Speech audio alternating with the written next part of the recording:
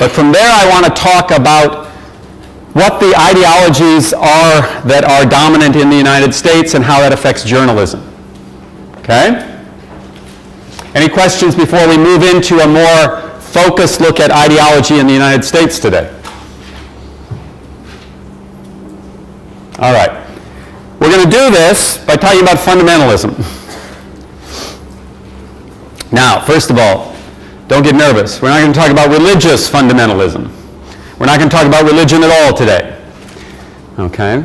I'm going to take this term fundamentalism that's often used in the context of religion and use it to look at ideology more generally. So let's start by thinking about this term fundamentalism. To the degree you've heard it or understand it, it's almost always in the context of religion, correct? Religious fundamentalists. Right? Now, in different places, different social groups, that term can be a positive or a negative. But I think in general, the term fundamentalism, while it can be used in lots of different ways, it does have a kind of common meaning, and that's what I'm trying to get at here. What is fundamentalism? Not only in the specific context of religion, where the term has a history. The term fundamentalism first came up in the early 20th century in a Protestant movement to try and get back to what those folks thought were the fundamentals of the faith, and hence the term fundamentalism arose. But the term has transcended its original use, and it's transcended religion in a certain way, and we can use it in a more general sense. So I'm going to define fundamentalism as an intellectual, political, or theological position that asserts an absolute certainty in the truth and or righteousness of a belief system. I'm going to use fundamentalism in a broad sense to talk about ideas that assert an absolute certainty. When we talk about somebody being a fundamentalist, whether we mean it in a positive or negative sense, what we usually mean is somebody who is pretty sure of themselves, yes? Fundamentalists don't sit on the fence. Fundamentalists are clear about what they believe. Okay? Now, fundamentalism, I have observed, as I think of many others, there are implications and manifestations of fundamentalism. One is that it can lead people to want to marginalize, or even in some cases eliminate, alternative ways of understanding and organizing the world. After all, if you have absolute certainty about your belief system, why bother with other opinions? Right? If I had absolute certainty, for instance, that North Dakota is the most hallowed ground in the world that produces the most intelligent people, wouldn't I want North Dakotans to run the country?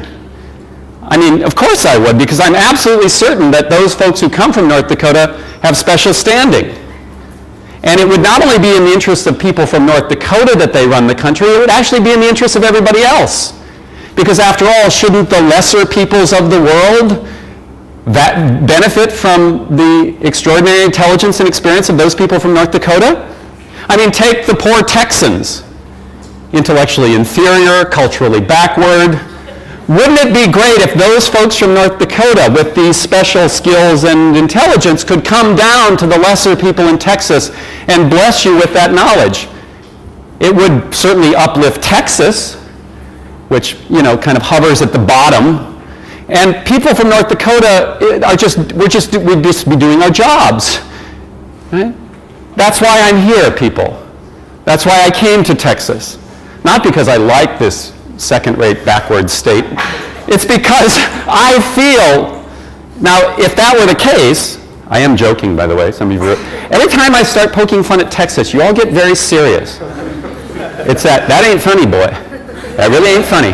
You tried this joke now 17 different ways. It wasn't funny the first time, it still ain't funny. Okay. So we see that people caught up in fundamentalism often feel not just out of arrogance, but because if you really do believe that your position is absolutely the truth, why would you not want others to adopt it? There's actually a kind of logic. I think that's quite clear on that. All right, finally, from, again, my point of view, I would say that fundamentalism is an extreme form of hubris, right? That overconfidence And I would say it's an overconfidence not only in one specific person's ability to know the truth, but of human beings in general to know the truth. That the problem of fundamentalism is that it assumes we are smarter creatures than we really are. It assumes that we can know things that perhaps we really can't know with that absolute certainty. Now, that's a way to think about the term fundamentalism. I recognize that there may be differing opinions, right? Because the term fundamentalism has its roots in religion, right? It can lead us to, or lead some of us perhaps to want to challenge this definition. And I understand that. But we don't have the time or the space to work through that. Right? So I want to make it clear. First of all, there is religious fundamentalism in the world. Right? It cuts across all of the major faith traditions. There's Christian fundamentalism, there's Islamic fundamentalism, there's Jewish fundamentalism, there's Hindu fundamentalism. I'm not really sure there's Buddhist fundamentalism. I haven't met a lot of Buddhist fundamentalists. Buddhists are a little more chill. But Buddhists don't tend toward fundamentalist thinking. It's not really sort of consistent with Buddhist thinking. Right? But I'm trying to take the concept, leave the theological out, and we're going to apply it in purely secular ways now. I see at least one laptop open, and remember we have a no computer policy in this class without special permission, so please put computers away unless you need that permission. Okay, so that's what I mean by fundamentalism, okay? It's a term that comes from theology. We're going to bracket out the theological for now and try to use it as a term to help us understand the thinking of a culture, okay? Not just the thinking of individuals, but the thinking of a culture. I want to make the argument today that you can understand the dominant ideology in the United States by looking at this kind of concept of fundamentalism in three specific arenas. That the dominant ideology in the United States today can be defined by national fundamentalism, economic fundamentalism, and most importantly, from my own point of view, technological fundamentalism. So what I'm trying to say here is that if we recognize ideology not as an insult, but as a state of human consciousness, that we all carry ideologies, that we all walk into the world with an ideological framework, with a conceptual framework, with this set of ideas that guide us. Okay? And if those are not purely individual, right, there's 300 million people in the United States, so in some sense there might be 300 million very specific ideologies, but those ideologies tend to come out of our connection to relationship and membership in social groups. What we want to do is look for patterns in ideologies. We want to look across the culture and say, what are the dominant ideologies that seem to structure, especially the political conversation in the United States? That's important if we're going to talk about journalism because of the special status of journalism in being part of that political conversation. So for journalists, it's especially important, I think, to think about ideology, because if you're accepting this argument so far that there are ideologies, there's a dominant ideology, it's important for journalists to recognize what those ideological frameworks are and be conscious of them. Okay. I'm suggesting that the way to understand those ideologies in the United States is to think in terms of fundamentalisms.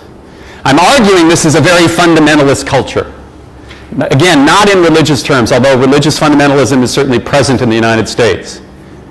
In fact, of the industrial, what we would call the advanced industrial countries in the world, the countries that are most like the United States in terms of economic development and educational resources, which means basically Western Europe, Japan, that the United States is by far the most fundamentalist religiously of those societies. But again, putting that aside for now, I'm suggesting the United States is fundamentalist in a general sense. Okay. So, let's work through these, and I've got some video clips to help illustrate them. The first of the fundamentalisms that I'm arguing are important in understanding the thinking in America today, national fundamentalism. I may come back at the end of the lecture if we have time to talk about this, but we have already gone through this in some detail. We've talked about this notion of American exceptionalism, the idea that the United States is an exception from history, a special country in history with a special mission in history. And we've gone through that in some detail. We've seen how that's connected to journalism. For instance, in the comments that Dan Rather, former CBS News network news anchor, made about his view of the United States and war. So we've seen examples of this national fundamentalism, especially in the context of war and peace. So we'll leave that for now.